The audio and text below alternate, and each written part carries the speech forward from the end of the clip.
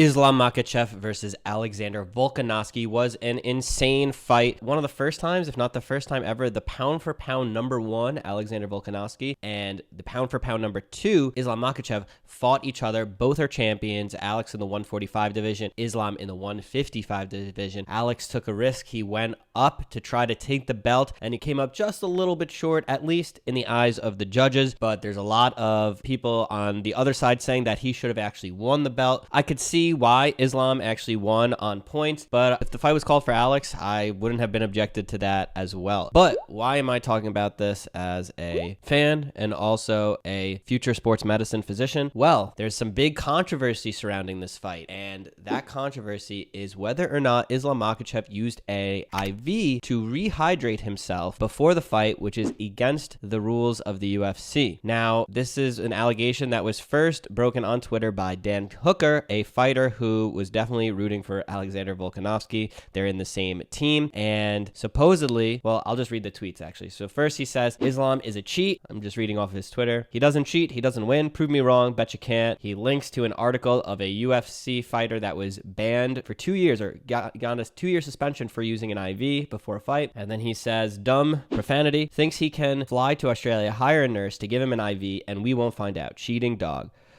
Woo! Those are some heavy allegations. Okay, so first let's talk about what is an IV. So IV just stands for intravenous, but really it's referred to a line that you get. Everyone gets this when they go into the hospital. They get an IV put in. So that way, if you have to push medicines intravenously, we're able to do so in the hospital setting. It also is used for if someone can't tolerate PO intake, so intake through the mouth, you can give them fluids and rehydrate them through that intravenous line. And it's also easier to rehydrate someone, especially if they're severely dehydrated. So for example, a lot of these fighters, when they cut weight, they are getting rid of a lot of water weight. They are not in good health during that time. When they step on that scale and they're at their what looks like peak performance, hitting that weight number that they need to hit, they're usually feeling their absolute worst. And then they have about 24 to 36 hours to rehydrate. Now, the rules are you're supposed to rehydrate via oral means. So you're drinking water, you're probably drinking rehydration drinks, you're eating a little bit of food. And most of these fighters are like 10 to 15 pounds heavier on the actual fight night than when they weighed in the morning before. Now, given the conditions these fighters put themselves in, I actually think it makes sense to potentially rehydrate them with IVs. However, the reason that the UFC doesn't want them to be rehydrating with IVs is it's because it's going to then encourage even more aggressive weight cuts. Because if you know, oh, I'll just do everything I can and I'm just going to put an IV in me and rehydrate that way, what you'll see is fighters pushing themselves to the brink, not that they don't already, and it could be even more dangerous and more aggressive weight cuts is not what the UFC and in mixed martial arts and in sports we should be looking for in general. So now, obviously, Islam's camp was denying these allegations, and then we see a tweet here from Ali Abdelaziz, which I believe might be Islam's manager, but I'm not 100% sure on that. And he said, for all those idiots out there, any fighter under the UFC banner can take 2 to 3 liters of IV as long as it's done by a nurse or a professional. Next week, I'm going to expose everybody. Islam Makhachev is the pound for pound king. So there was also some controversy because after this fight, everyone thought, well, it was put on the line that if Islam wins, he gets pound for pound champ status and Alexander Volkanovski would move to number 2. However, when the official rankings came out, Alexander Volkanovski actually retained his pound for pound status. And to me, that actually makes sense because the fight was so razor thin and Alex came from a lower weight class.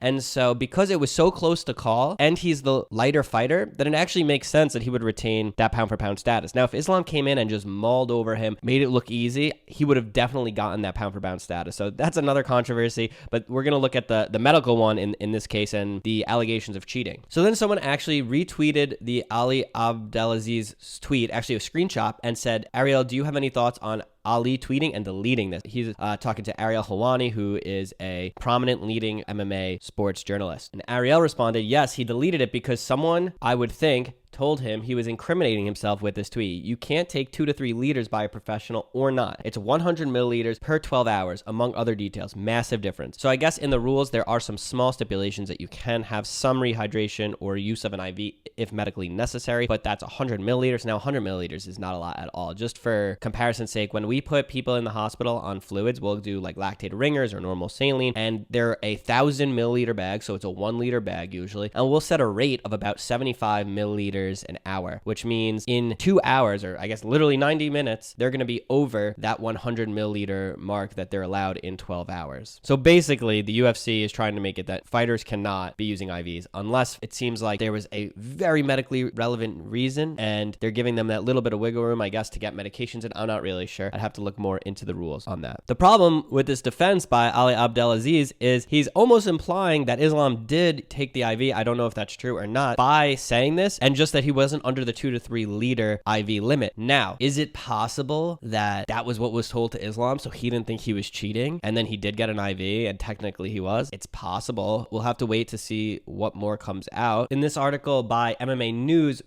I'll look into more of the clarification of the IV rules. So it says here, UFC anti-doping program, IV rule was modified in 2019. Nowitzki explained athletes, managers, and support have received multiple advisories on this rule change beginning in 2019. All UFC ADP rules have been publicly posted since 2015. It says the following IVs are now permitted without a TUE, which stands for therapeutic use exemption. Those recommended in the course of hospital treatments, surgical procedures, clinical diagnostic investigations, those received from a licensed professional after a licensed physician determines that they are medically justified. IVs of less than a total of 100 milliliters per 12 hours. IVs of less than 100 milliliter per 12 hour period. So this looks like one of the exceptions is IVs of less than a total of 100 milliliters per 12 hour. But if a physician needs to administer more, then you technically can get more than that amount. Separate of the UFC ADP rules, athletic commissions require any athlete who receives an IV during fight week to 1, obtain permission from the commission before receiving an IV. So maybe he did that. And 2, disclose the use of the IV to that commission after its use, he added. In simple terms, IVs can in fact be used as a means to combat dehydration following a wake cut, provided a licensed physician has justified the practice and performs it. That means Makhachev won't have been in violation if the licensed medical profession accounted for and administered an IV during UFC 284 fight week. Okay, my views are changing in real time. It now seems like, based on these rules, and it seems like a lot of people don't understand what the rules were. If, let's say, Islam was not doing well and a doctor came and checked on him and said he needs an IV for rehydration, he got that IV, he's probably completely in the clear. Now, some people will say that's not fair. That's up for you guys to decide. I think Alex's team should be informed of that if that's happening. And I know, I'm sure it could have put the fight at jeopardy if he couldn't recover in a healthy manner. And it sounds like he was having trouble during the weight cut. So it does make sense that he would get an IV. My guess is this will ultimately be something that looms. And because once the public gets a hold of a scandal, they don't like to forget it, even if it's proven false. But with that said, knowing the type of person Islam is, this is pure speculation. I don't think he would at the very least purposely violate the rules. And it seems like here he may not have violated the rules at all.